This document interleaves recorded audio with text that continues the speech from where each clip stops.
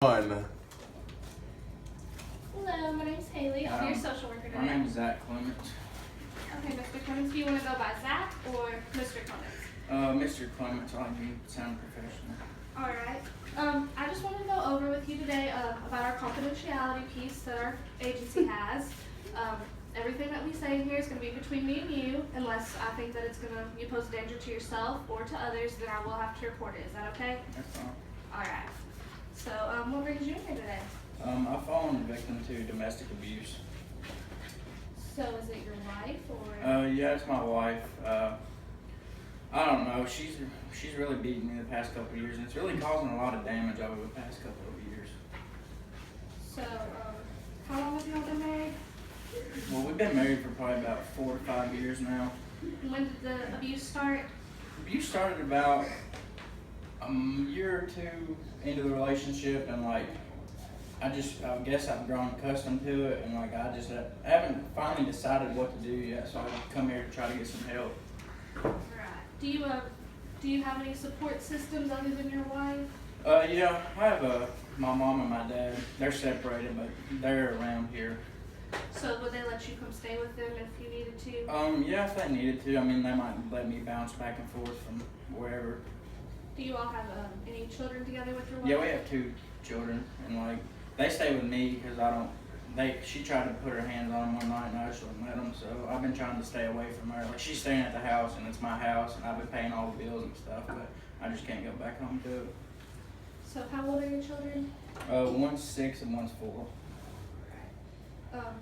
Are you employed, Mr. Clements? No, actually, I just lost my job about 6 months ago. And where were you employed at though? I worked at a factory called Hitachi Automotive Systems. And how long did you work there for? About 5 years. Alright, so you've been employed for 6 months though? Yeah. Alright. So would you be interested in attending or trying to find a job? Yeah, I mean, that's what I come here for. I come here to try to find some help. Alright. I have some packets and things I can give you to some job fairs that I can show you around to, so I can give those to you later. So, were you wanting to work things out with your wife? Or? Honestly, I don't know if I can get her to stop beating me and stuff like that. I mean, yeah, maybe I could try to work it out, but scars are left forever. So, I mean, it was a lot different before, cause our first year and a half that we had together, everything was going perfect. We had a kid and stuff, and everything just seemed to be the perfect Romeo and Juliet. And then I mean, we both had stable jobs. I wasn't having to provide for everything, and now after the whatever has been going on, things have just been going downhill, honestly. So, if I hear you right, you're saying that at the beginning of the relationship it seemed to be going good, and then all of a sudden it just changed? Yeah, it just changed. I don't know what changed. Honestly, I got more raises and stuff, so it was I was being able to provide more, and we were able to have more luxury type stuff, and things just started going downhill. I don't know if she's seen another man or she's just trying to take it out on me or what. I really don't honestly understand. So you don't think that there's been any incident that maybe would have switched her attitude towards you or anything? I mean, no. I mean, try to stay trustworthy and loyal to her. I mean, I don't know what I could have done to cause this. Alright, well, we can, depending on what you want to do, we can talk about whether you want to work things out with her, or if you would rather perhaps leave her and try to do See, the thing about it is I don't really want to leave her because, I've already spent basically 3 or 4 years, with her, and, we have this type of connection, she was my first true love or whatever you thing, and, we have kids and, all the monumental stuff, we had together, and, all of these memories, and, you just don't want to burn that. So you're saying that because you all have had such a long relationship that you don't want to feel like you've ruined it? Exactly. I mean, it's not like it's just one of those 3 to 6 months type of relationships that you really don't get attached to. I mean, this relationship actually has strings attached to it, and stuff we've been, we've moved a couple of places, and we've shared a bunch of memories together, and I just don't want to lose that. So you feel like you feel like it would be a waste of all of your time if you left her? Oh yeah, I mean, because you're talking about 6 years. I mean, you can do a lot of things in 6 years, but I mean, it's just hard when it comes back to the abuse, because I mean, people have asked me at work, what's the bruises and stuff for, but I'm just well, I mean, I've just done work at home and stuff, like construction and stuff, and working on the house, like cutting wood and stuff, and like I've just got bruises. So, what are some of the worst? Has it just been bruises and cuts, or have it been serious injuries? Well, one time, like, I thought about calling the cops on her because she brought out a knife on me, and like I didn't know where that was gonna lead. Obviously, I thought she was gonna stab me, but then it just ended up she dropped it, and like she kept hitting me. And I'm not the one to like hit a woman, and like I respect her, so I just try to put her in a bear hug and like put her down on the ground and just be like, look, you gotta stop. Like, this is really getting old, and like, I just don't know. So do you feel like you would want to talk? Have you ever tried to talk with her about what's going on? Probably the past 2 years, I haven't tried talking to her at all. Like, I feel like no communication is the best communication because I feel like what good she's like started a good road now. Like, if I was to go back in the picture, like I feel like she wouldn't, like it would just, things would just snap right back into it. She'd go to abusing me. And I mean, honestly, I feel like social anxiety is also another thing that's brought to my attention because like I don't want to go out and tell all my buddies that like I'm getting abused because abuse shouldn't happen to anybody. But like the social anxiety, like I just want to go home and go wherever I can with my kids, and like I feel like I'm gonna get a bad reputation from some of my buddies. So you're nervous that people are gonna judge you if you are public about the abuse? Yeah, I mean, cause like I just feel like people will change their opinions of me. Cause like, I mean, if you hear somebody's been physically abused, I mean, you don't know, like, people might be afraid to talk to you and stuff like that. Cause like they might switch you into like a different type of mood or whatever.